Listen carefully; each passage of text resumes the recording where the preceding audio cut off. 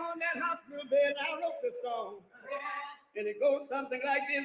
Go on, go on, go on. God is something He wants telling me to go. Hey, go on, go on, go on. There is something He wants telling me to go. Go on, go on, go on.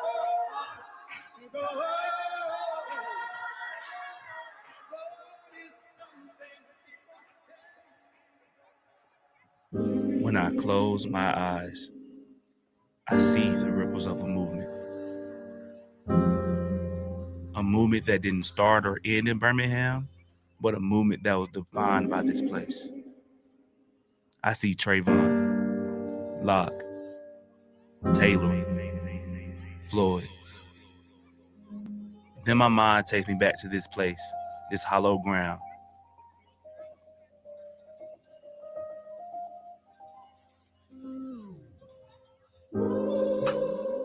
A place where young people will grow with the knowledge that their grandparents were once children.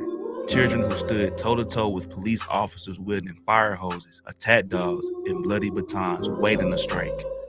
A place where young leaders, college students, and children would transform the nation's understanding of liberation and bring us closer to a new kind of freedom, a kind of freedom that we never experienced before.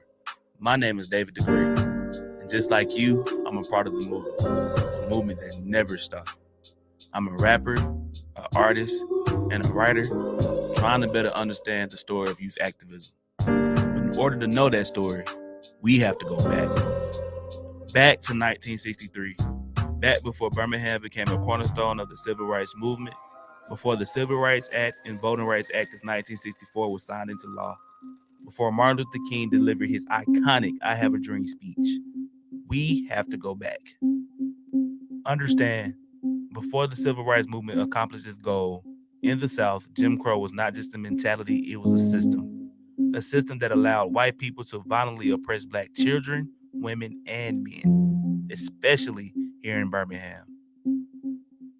This system was carefully upheld by the Commissioner of Public Safety, Eugene Bull Connor, and an army of white citizens, business owners, and domestic terrorists.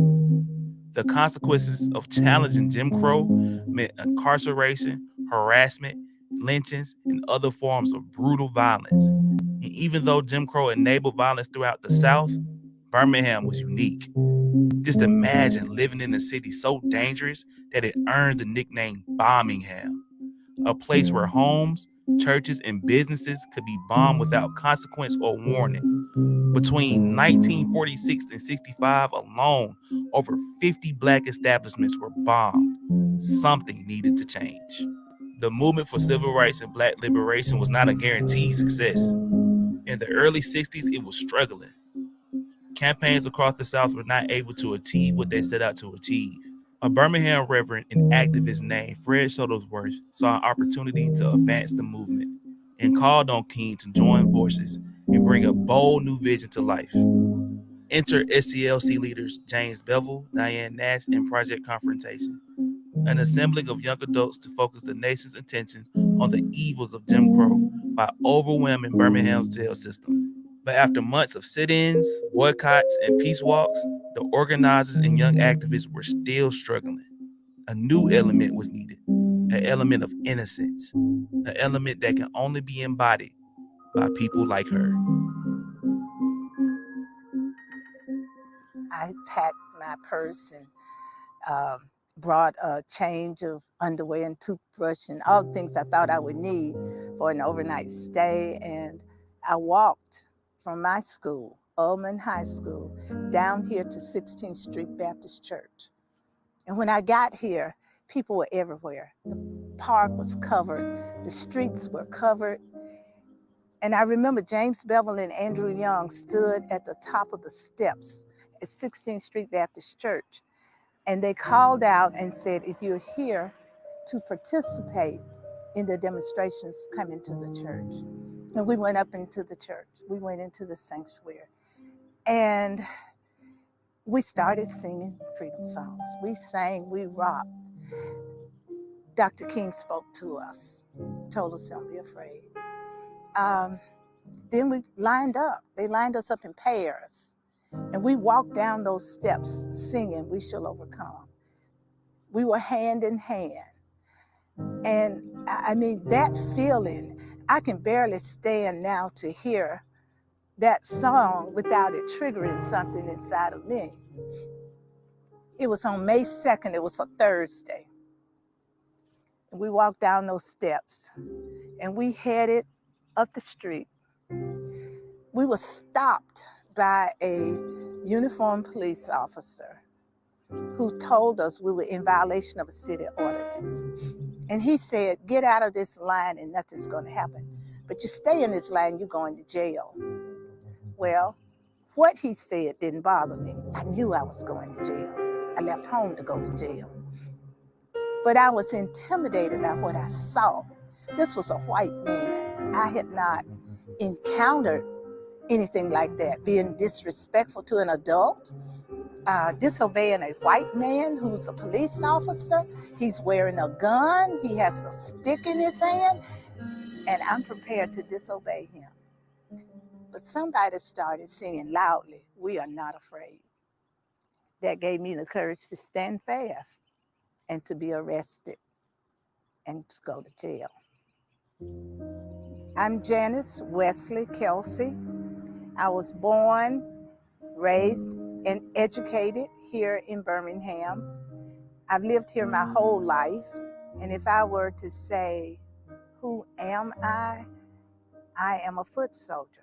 That, to me, is one of the most significant things that I have done, short of being a parent and grandparent.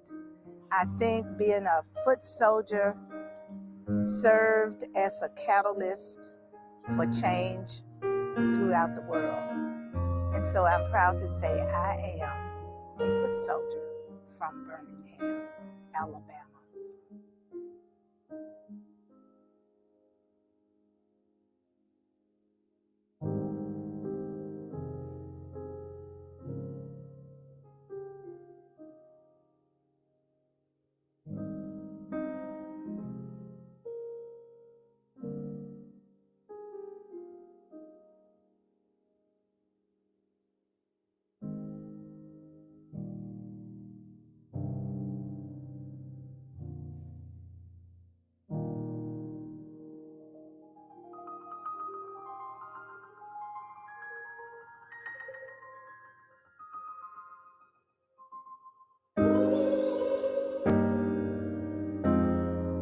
When I open my eyes, I feel the ripples of a movement that didn't start or end here in Birmingham, but a movement that lives in this place.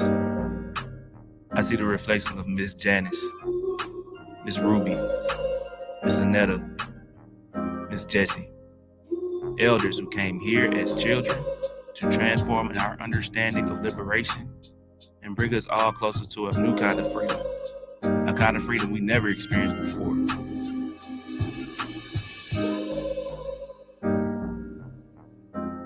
I see their reflections in me.